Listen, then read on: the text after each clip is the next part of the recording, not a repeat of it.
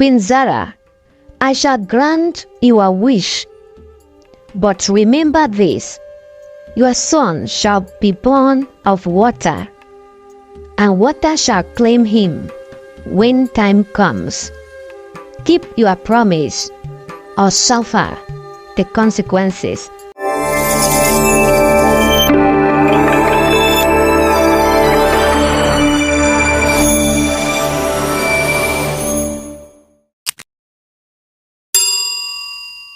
The ground of tithe. Once upon a time, in the heart of African savannah, there existed a kingdom known as Okana.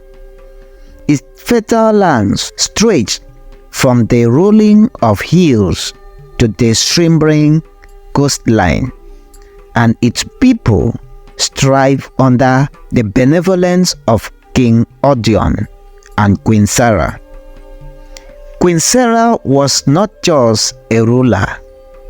She was a woman of wisdom and grace. Her ebony skin glistened like polished mahogany, and her eyes held the secret of the ancient Moabite trees. But despite her wisdom, there was one thing that eluded her: a child to inherit the throne. King Odion, a strong and just ruler, loved his wife dearly. Yet the palace remained silent, devoid of the laughter of a prince or princess.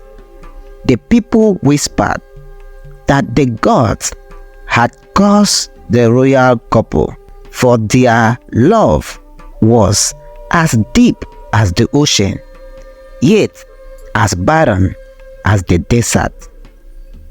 One moonless night, Queen Sarah stood by the edge of the royal lagoon in Okana. Its waters were dark and mysterious, reflecting the twinkling stars above. She whispered her heart's desire to the goddess who dwelt within, the goddess of the tide. Her plea echoed across the water, carried by the gentle breeze. Grant me a son, Queen Sarah implored. a son who will carry our legacy, who will rule with compassion and strength. The lagoon stirred, and a figure emerged, a woman with the skin color of the midnight sky. Her hair flowed like liquid silver. Her eyes held the depths of the ocean itself. The goddess spoke in riddle, her voice both soothing and ominous. Queen Zara, She said, I shall grant your wish. But remember this, your son shall be born of water, and water shall claim him when time comes. Keep your promise or suffer the consequences. Queen Sarah agreed without hesitation. She vowed that her son would honor the pact, whatever it entailed. The goddess smiled, her lips curving like the crescent moon, and vanished beneath the waves.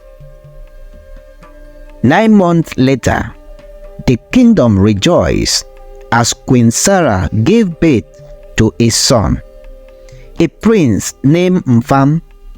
His eyes sparkled like sun-kissed wave, and his laughter echoed through the palace halls. But the queen's promise weighed heavily on her heart. As Mfam grew, so did the kingdom. Okana flourished under his parents' rule. Yet, on his 25th birthday, the goddess returned. She materialized during the grand coronation ceremony, her presence casting a chill over the festivities. Queen Zara, The goddess intoned, your son has reached the appointed hour. He belongs to the water now. The queen's heart shattered.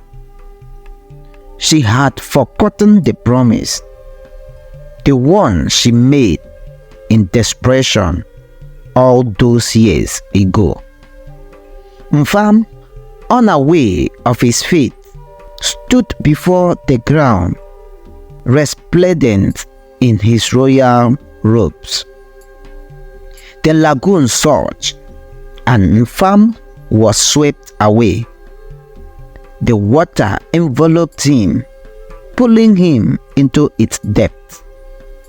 The people gasped, their joy turning into sorrow. The goddess had come to claim her due.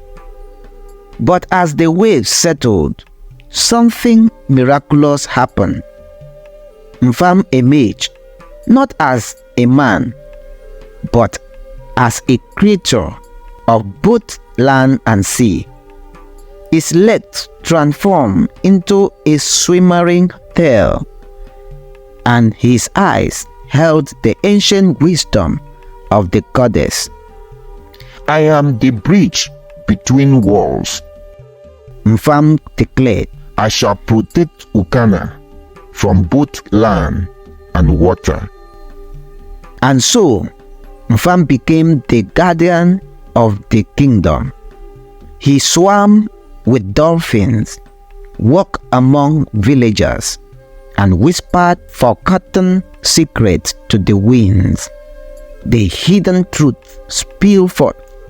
The king's long-lost brother, the forbidden love between a farmer and a noble woman, and the curse that bound the royal lineage. Ukana was no longer a land of ignorance. It was a tapestry woven with thread of revelation. The people learned forgiveness, and the queen found solace in her son's sacrifice. And so every year, on the night of the full moon, Mfam returned to the lagoon. He sang songs of love and loss, his voice echoing across the water. The goddess listened, her heart softened by the queen's remorse. The crown of tithe remained intact, the legacy of the promises kept and secrets revealed, and Ukana, forever changed, strive under the watchful eyes of both land and water. As Mfam, the prince of both land and sea, remained in his dual form, a testament to the ancient pact between Queen Zara and the goddess of the tide. His legs, once sturdy and terrestrial, now swimmered and iridescent scales, and his eyes held the wisdom of eons. As the years flew like the tide, Mfam continued to protect Ukana. He swam alongside dolphins, guiding their playful act through azure water. He walked among the villagers, his tail brushing against sand, leaving a trail of phosphorescent light. The people referred to him. He was their living legend, the bridge between realms. Yet, one moonlight, when the lagoon whispered secret, Mfam yearned for his human form. He would sit by the water's edge, tracing pattern in the sand, and sing songs of longing.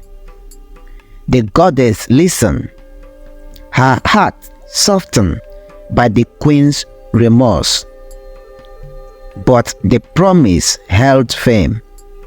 The water had claimed him, and he could not break free. One fateful night, as the full moon hung low, Mfam's voice soared. His song echoed across the waves, reaching depths unknown. The lagoon stayed, and the goddess emerged, a vision of moonlight and sorrow. Mfam, She murmured, your sacrifice sustains Ukana, but your heart aches for what was lost. Mfam's eyes shimmered. Can I not be both He asked, a prince of land and sea, yet whole? The goddess considered. There is a way, She said, a final test. Retrieve the tide stone from the heart of the ocean, the gem that binds our worlds. If you succeed, you may choose your form. And so, Mfam embarked on a perilous quest. He dived into the abyss, where coral cities gleamed and ancient sea serpents slumbered.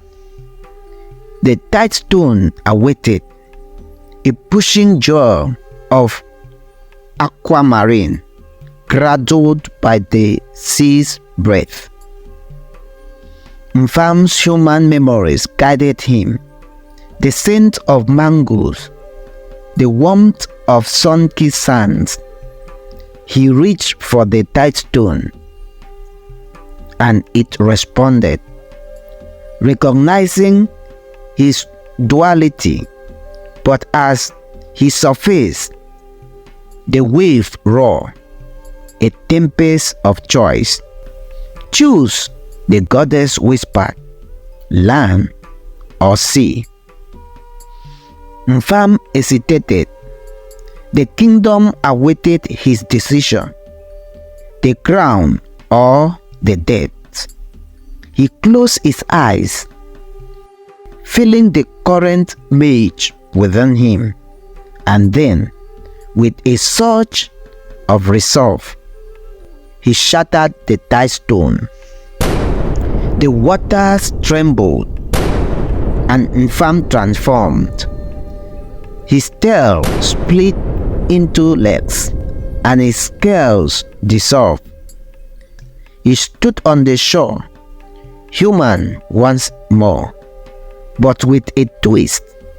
The seas echo in his eyes, the salt in his veins. The people rejoiced.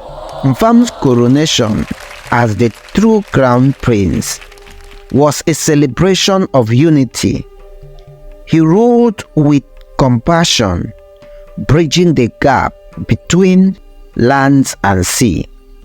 And every full moon, he returned to the lagoon, singing songs of remembrance. Queen Zara wept tears of joy. Her son was whole, yet forever touched by the tide.